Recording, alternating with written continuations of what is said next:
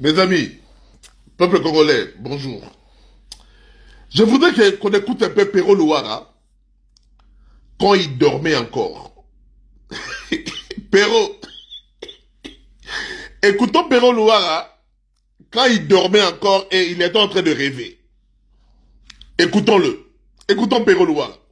À l'heure où je vous parle, le M23 contrôle la ville d'Ouvira. Ouvira est bel et bien passé sous contrôle des hommes de Corneille Nangaa. Avant de commencer cette émission, j'ai appelé les gens qui sont à Ouvira. J'ai voulu confirmer l'information en appelant Bangomoko Bato M23. Ils m'ont dit, excusez-moi, on contrôle la ville et là, on est en train de faire des opérations de ratissage pour amener la paix et la sécurité dans tout Ouvira. Tshisekedi a peur. Croyez-moi les amis, Tshisekedi sait qu'il vit ses derniers moments au pouvoir. Je sais des choses que je ne peux pas vous annoncer. Mais votre libération arrive. L'heure de la fin de l'idiocratie est à la porte. Croyez-moi Congolais, ne perdez pas espoir. Tshisekedi est en train de partir. Il a ses deux valises en main. Son départ et son cercueil baquet de Loka.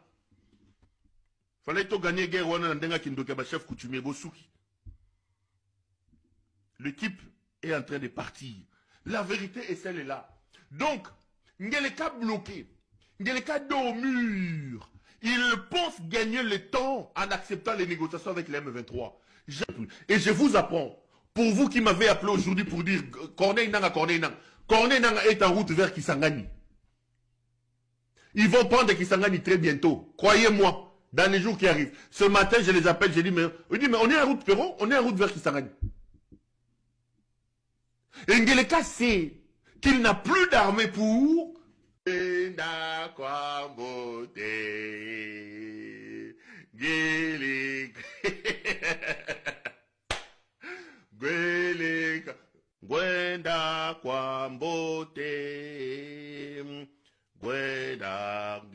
Ngeleka est en train de partir. Ngeleka est en train de partir. Donc en clair, il n'a rien à mettre. Et maintenant, écoutons Pero Luara quand il vient de se réveiller de son sommeil.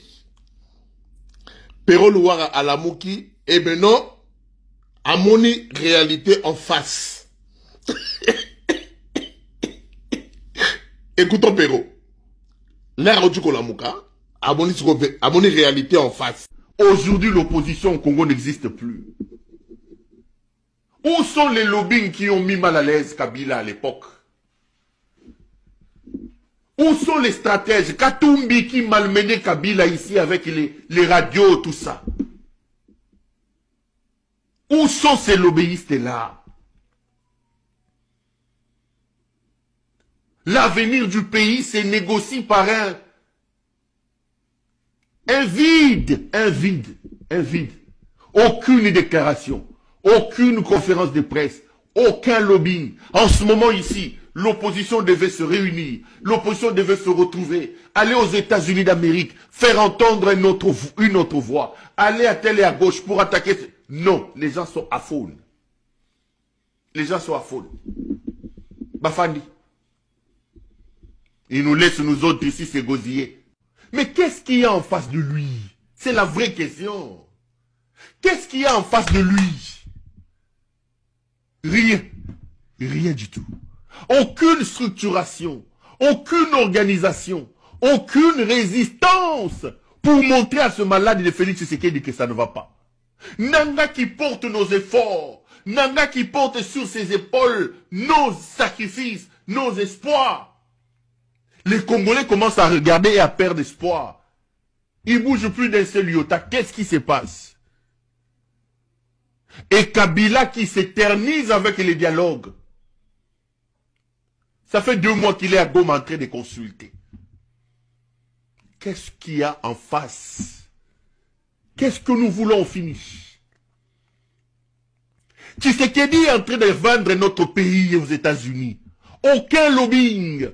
En ce moment ici, nous devions avoir des intellectuels de l'opposition, des gens qui organisent des conférences de presse aux États-Unis d'Amérique, des gens qui rentrent en contact avec des lobbyistes, qui rentrent en contact avec des congressistes, pour dire au Congrès américain, ne faites pas ça. On devait avoir la classe politique de l'opposition en train de dire non, ne laissez pas Trump faire ça. Allez chercher les opposants dans le Congrès, allez chercher les pro-Trump, montrez la vision de Tshisekedi, contre Tshisekedi, montrez le caractère dangereux de ces accords. Rien du tout. Merci beaucoup, madame. Félix Tshisekedi a salué l'implication personnelle du président américain Donald Trump dans la médiation du futur accord de paix entre la RDC et le Rwanda. Dans une interview exclusive accordée à la journaliste Ariana Veras Victoria, correspondante permanente à la Maison-Blanche pour l'Afrique, il a décrit cet accord comme une réponse attendue à un conflit vieux de 3 décennies. Il n'y a rien de magique dans cet accord, a déclaré le chef de l'État congolais, avant de préciser il s'agit d'une prise de conscience au sein de l'administration américaine sur un conflit qui dure depuis environ 30 ans et qui a fait des millions de victimes. Pour Félix Tshisekedi, cet accord, dont la signature est prévue à Washington entre les ministres rwandais et congolais des Affaires étrangères, vise avant tout à mettre fin à la guerre et à obtenir le retrait inconditionnel des groupes armés. Mais, selon lui, les causes du conflit vont au-delà de la seule dimension militaire. Il faut aussi résoudre cette guerre, qui est fondamentalement une guerre économique, a-t-il insisté.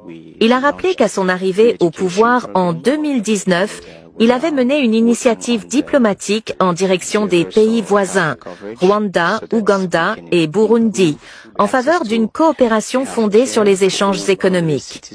J'ai suggéré qu'un accord soit trouvé entre nous pour favoriser une coopération fondée sur des échanges économiques, plutôt que sur des tensions inutiles qui déstabilisent toute la région, a-t-il expliqué.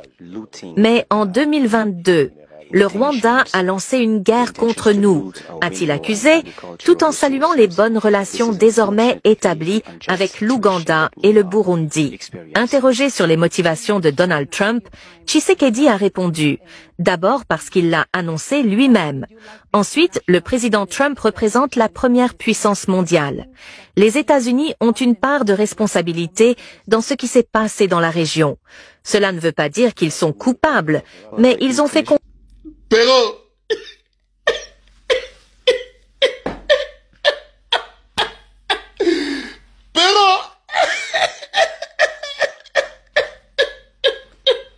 Serbie, pareil, le Congo, être à l'ordre du jour, le Rwanda. Le Rwanda est entré au Congo. Terrible, une guerre à la machette, avec des mutilations terribles. Et on y a mis fin aussi. Personne n'a jamais fait une chose de cette nature.